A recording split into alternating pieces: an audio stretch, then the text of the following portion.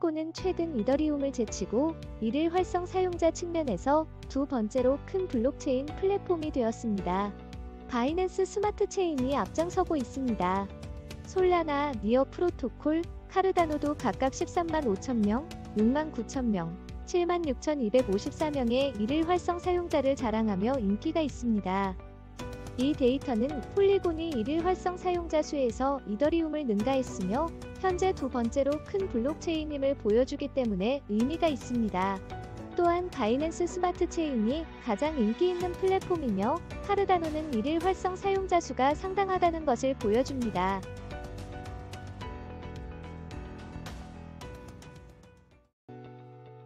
이번 주 비트코인 가격은 대체로 보합세를 보였습니다. 이는 2주간의 엄청난 랠리를 이어온 다음 주 중앙은행 회의를 앞두고 시장 참여자들이 불안해하지 않고 있음을 시사함으로 긍정적인 신호입니다. 이는 최근의 미국 핵심 개인 소비 지출 데이터에 의해 뒷받침됩니다. 2021년 10월 이후 가장 느린 연간 상승률을 보였습니다. 또한 메이트릭스포트의 보고서에 따르면 미국 기관들은 암호화폐 시장을 포기하지 않고 있습니다. 1월 랠리의 85%는 기관 매수에 기인합니다. 상위 10개 암호화폐를 분석한 결과 일부 암호화폐는 20일 지수 이동평균선에서 성공적으로 반등했습니다. 그러나 강세 모멘텀 약화로 인해 약세 전망은 여전히 가능성이 있습니다.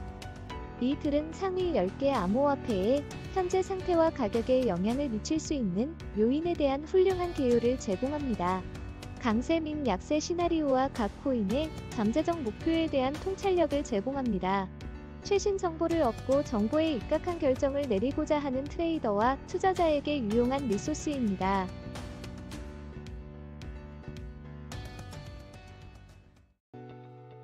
온체인 분석가인 콜 가너는 BTC USD 가 국건이 친환경적일 것이라는 전망을 보여주는 백테스트 및 검증된 비트코인 거래 도구를 공개했습니다. 여러 지표가 최소 3년 반 만에 단연간 최고치 또는 최고 수준을 기록하여 강세가 계속되고 있습니다. 예로는 거래소의 BTC, 대 스테이블 코인 비율과 수익으로 거래되는 온체인 거래량 등이 있습니다. 한편 BTC의 40% 상승으로 인해 이번 달순 미실현 손익도 전환되었습니다. 해시 리보는 비트코인 채굴 부문이 최근 한국 기간을 끝냈음을 나타냅니다. 이는 비트코인의 현재 시장 지표에 대한 흥미로운 분석으로 BTC 보유자들에게 낙관적인 전망을 제공합니다. 특히 해시 리번즈 지표는 채굴자 스트레스를 나타내는 신뢰할 수 있는 지표로 보이며 향후 가격 조정을 예측하는 데 유용한 도구가 될 수 있습니다.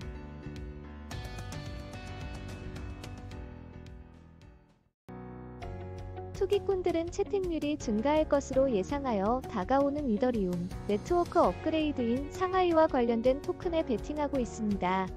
암호화폐 가격은 FTX 폭발 이후 크게 상승했으며 리도와 라컷풀의 코인은 큰 가격 상승을 기록했습니다. 리도 앱이 거버넌스 토큰인 LDO 토큰은 11월 이후 세 자릿수 상승세를 보였습니다. 향후 3년 동안 유통되는 이더 토큰의 약 5분의 1이 스테이킹될 것으로 예상됩니다.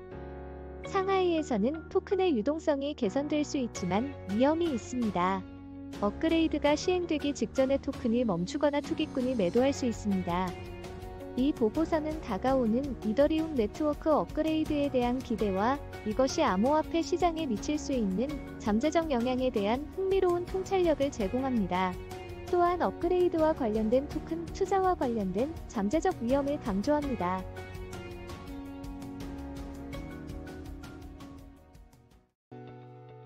뉴욕 금융서비스국은 암호화폐 관리인을 위한 새로운 지침을 발표했습니다.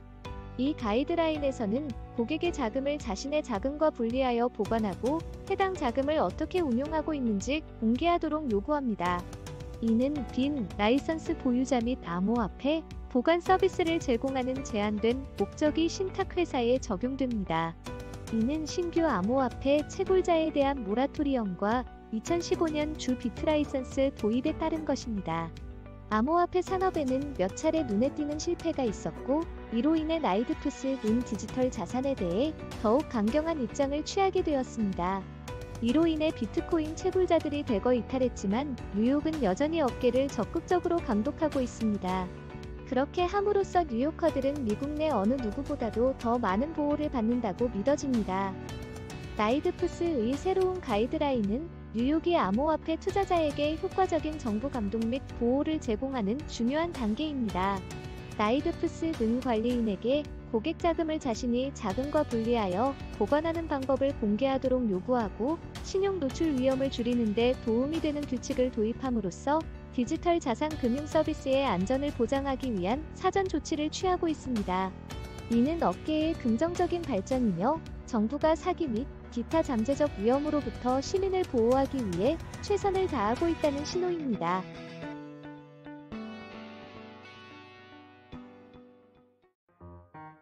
암호화폐는 지난 한 해 동안 급등했고 암호화폐 시장 가치를 합산한 시장 가치가 1조 달러를 넘어섰습니다.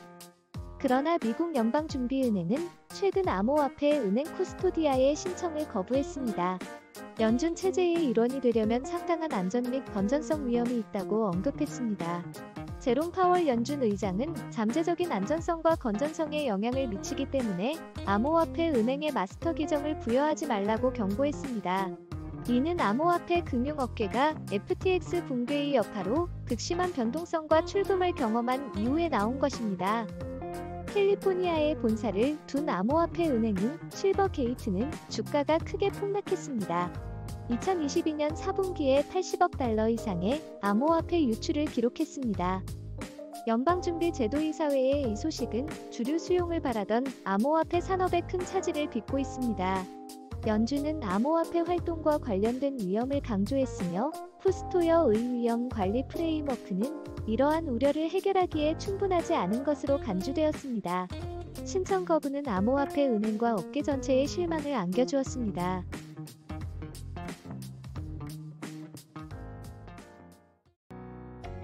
리플 CTO인 데이비드 슈워츠는 비트코인의 창시자인 사토시 나카모토가 개인이라기보다는 집단일 가능성이 높다고 생각합니다.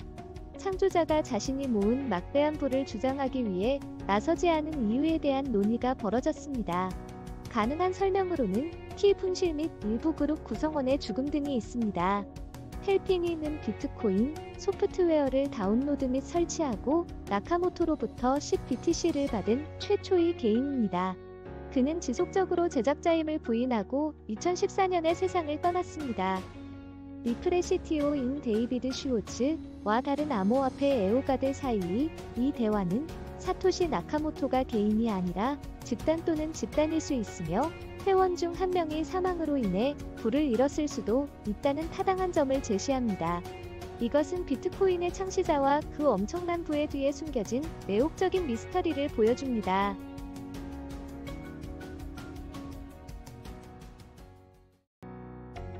법안이 뉴욕주 의회에 제출되었습니다.